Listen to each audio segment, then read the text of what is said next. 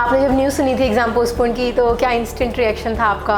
थोड़ा सा गलत लगा कि इतने दिन से तैयारी कर रहे हैं, तो 1 साल या 6 महीने से लगातार तैयारी कर रहे हैं इस डेट के लिए, और अचानक पेपर पोस्टपोन हो जाए तो डर सा लगता है कि अब पता नहीं कब होगा। तो उससे मोमेंटम ब्रेक हुआ और पढ़ाई भी रुक गई।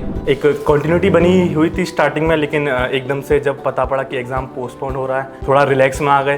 कुछ दिन हमारे ऐसे ही चले गए। मैं एक्स्ट्रा टाइम हमेशा अपॉर्चुनिटी की तरह ही लूँगा, क्योंकि 1 महीना मिला है, छोटे टॉपिक्स रिवीजन हो जाएंगे और काफ़ी अच्छे टॉपिक्स से PYQ लग जाएंगे काफ़ी, और कुछ मेरे जो टॉपिक्स वीक थे उनको वापस स्ट्रॉन्ग करने की कोशिश कर रहा हूँ। इंस्टेंट अब हमें पता चला कि डेट आ गई है, तो अब तो दिमाग में यही चल रहा है कि जितना हमने कर लिया है उसी को हम कंटिन्यू करते रहें, रिवीजन करते रहें, उसी के PYQ लगाते रहें। सर से ये पूछना चाहेंगे, जो हमें ये एक्स्ट्रा टाइम मिला है, किस तरह से हम इस टाइम को यूटिलाइज कर सकते हैं? Hello sir. हेलो कशिश। सर अभी मैं जैसे स्टूडेंट से मिलकर आई हूँ, एग्ज़ाम पोस्टपोन हो गया है तो उनकी प्रिपरेशन में काफ़ी डिसकंटिन्यूटी आई है, क्या कहना है आपका? देखो, ये बहुत बढ़िया टाइम मिल गया पढ़ने के लिए, पर इसको उस चीज़ में यूज़ नहीं करना चाहिए कि वापस सारा पढ़ना दोबारा शुरू कर दो।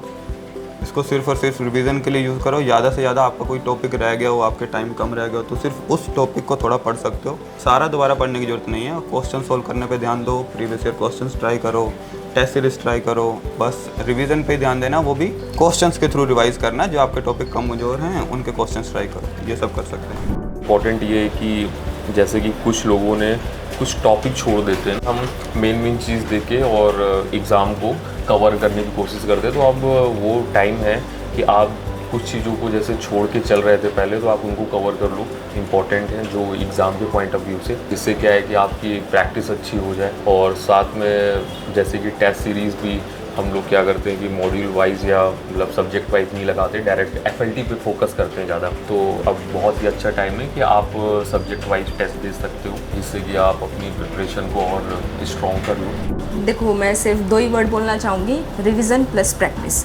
जितना हो सके अपनी प्रैक्टिस करो और साथ साथ अपना रिवीजन भी करते चलो। मुझे लगता है जैसा अपने नोट्स को रिवाइज करते रहोगे तो लगेगा कि हाँ सभी सब्जेक्ट टच में है। और मान लो किसी की नेट के लेवल तक की तैयारी, तो अपना GRF भी निकाल सकता है, कौन जानता है। तो ये वो समय है कि बहुत सारी चीज़ें चेंज हो सकती है, वो अपने ऊपर डिपेंड करता है हम कैसे कर रहे हैं। अभी मुझे लगता है कि स्टूडेंट्स को ज़्यादा से ज़्यादा अपनी थ्योरी को रिवीजन करने की ज़रूरत है। सबको अपने CSIR, गेट, NBHM, टिफर के PYQs पे फोकस करना चाहिए, उनको सॉल्व करना चाहिए।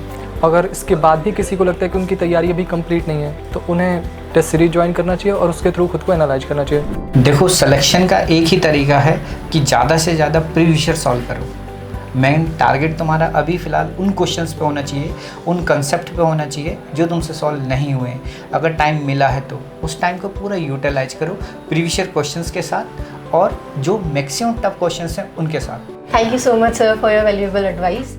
जैसे कि सभी टीचर्स ने आपको बताया कि इन लास्ट 30 डेज़ को आप अपने रिवीजन और टेस्ट देने में यूज़ करें। इसी में आपकी हेल्प करने के लिए tips academy has launched a rank booster package for 30 days at a very minimal cost of just ₹999, जिसमें कि आपको सभी टेस्ट सीरीज और पूरे 6 महीने के वीडियो लेक्चर्स असाइन किए जाएंगे, जिससे कि आप टेस्ट देकर अपने वीक टॉपिक्स का पता करके उनके वीडियो लेक्चर्स के थ्रू उन्हें रिवाइज कर सकते हैं। इन 30 दिनों में अपने स्कोर और रैंक को इम्प्रूव कीजिए with our rank booster package. All the very best from Tips Academy for your upcoming exam.